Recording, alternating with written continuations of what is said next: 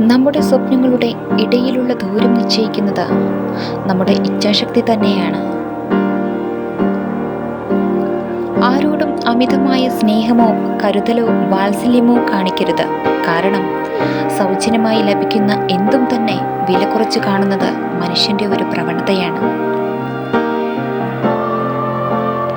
ജീവിതത്തിലെ നഷ്ടങ്ങളോടും ദുഃഖങ്ങളോടും എപ്പോഴും നന്ദിയുള്ളവരാവുക.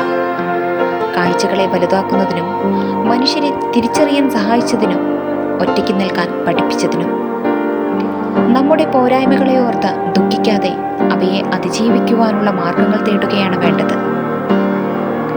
സംഭവങ്ങളും പ്രശ്നങ്ങളുമല്ല, അവയോട് വെച്ചു പുലർത്തുന്ന നമ്മുടെ മനോഭാവമാണ് അതിജീവനത്തിന്റെ കരുത്ത്. യഥാർത്ഥ സംഭവം മറച്ചുവെച്ച് മറ്റുള്ളവരുടെ പ്രീതിക്കായി അഭിനയിക്കുന്നതിനേക്കാൾ തുറന്നു പെരുമാറുക തന്നെയാണ് ഏറ്റവും നല്ലത്. നമ്മുടെ മനസാക്ഷിക്ക് നിരക്കാത്തതായി ഒന്നും ചെയ്തിട്ടില്ല എന്ന ഉത്തമ ബോധ്യമുണ്ടെങ്കിൽ മറ്റുള്ളവരുടെ ശത്രുത ഗവനിക്കേണ്ടതില്ല. സ്നേഹം, ക്ഷമ, മറക്കുവാനും പൊറുക്കുവാനുമുള്ള കഴിവ്, ഇതൊക്കെ തന്നെയാണ് നമ്മുടെ ജീവിതത്തെ സുന്ദരവും സന്തോഷകരവുമാക്കുന്നത്. ചെയ്യേണ്ടതെല്ലാം ആത്മാർത്ഥതയോടെ ചെയ്യുക. ഒന്നും പ്രതീക്ഷിക്കാതിരിക്കുക. ജീവിതത്തിൽ നിരാശിക്കേണ്ടി വരില്ല.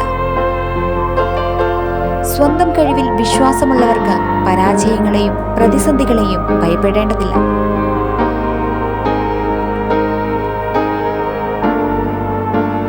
Thank you for watching. Please support and subscribe.